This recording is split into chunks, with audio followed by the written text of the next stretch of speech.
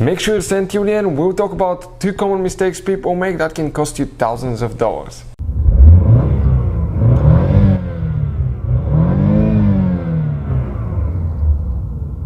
Hey guys, welcome back to Electrical Car Repair Live. Thank you guys for watching and subscribing to the channel. Today will be super helpful video to any of you guys having a Dodge Charger. If you have a problem where a turn signal doesn't work, it could be front, rear or left or right turn signal doesn't work. We'll explain what can easily cause that, what you need to check and how to fix that problem.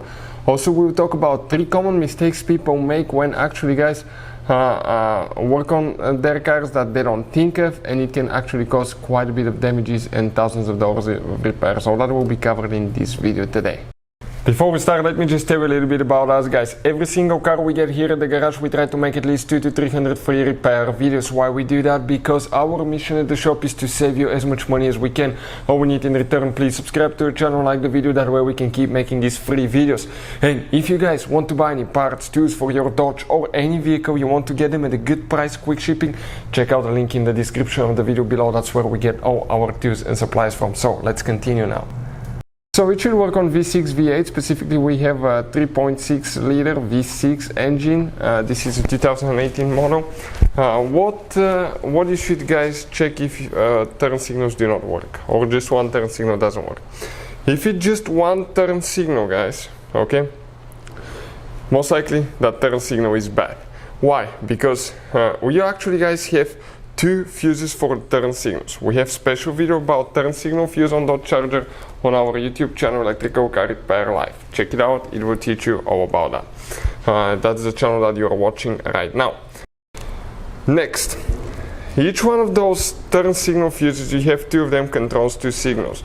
And usually it does it guys in a diagonal. So let's say front left turn signal doesn't work, it means that if it's a bad fuse, the rear right will not work. If the front right doesn't work because of bad fuse, the rear left will not work.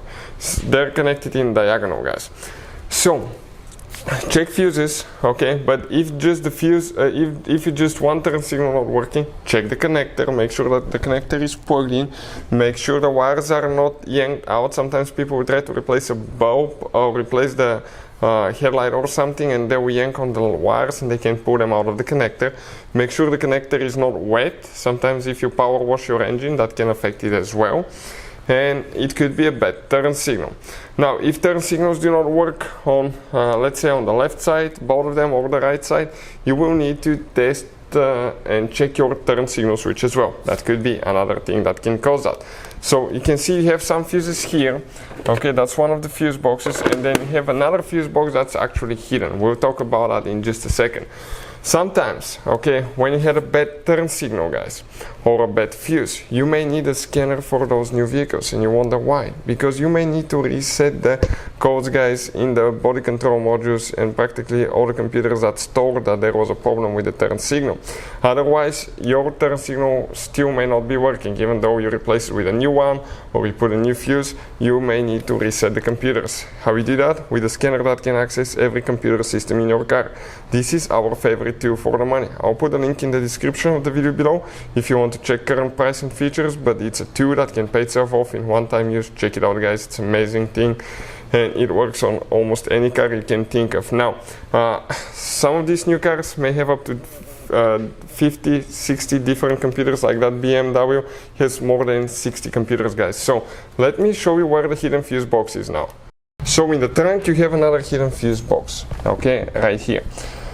Now let's explain what 3 common mistakes, okay, people make, guys, okay, when replacing a fuse or relay. We want to share that so you don't cause thousands of dollars in damages on your car.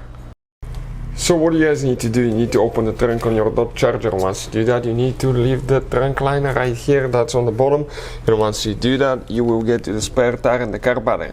Now, 3 common mistakes people here often make, guys. 1, it's almost always recommended to disconnect the car battery when replacing fuses and relays, especially for the important ones. Otherwise, it can cause damage to electrical components, modules, computers, and that can, guys, could cost you quite a bit of money to fix. Number 2, another common mistake.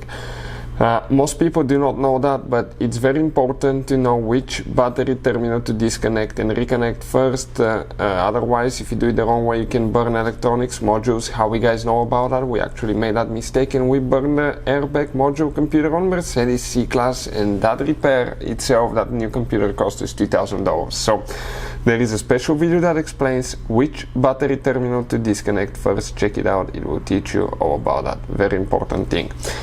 Next, the fuse box is right here. You can see all we need to do, press right here, okay, lift up like that, okay, and flip it open. That's where the fuses and relays are, and that's where the third mistake comes as well, guys. So you can see we have different kind of fuses, relays. Common mistake people make here, they do not test fuses and relays. But fuses, what they do, they usually try to see through the glass and find out if the fuse is good or bad.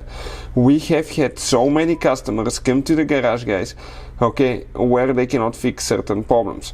They bought parts, they replaced multiple parts, they wasted their time, they said the fuse was fine, and when we checked actually and we tested the fuse, it was blown. So by not testing the fuse, sometimes you may think you install a good fuse in the car, it's actually a bad fuse, and that way you will waste your money and time, guys. So always test fuses, relays. We'll put a link to a special video that will teach you how to test fuses, relays, and where to buy cheap fuses and relays from as well.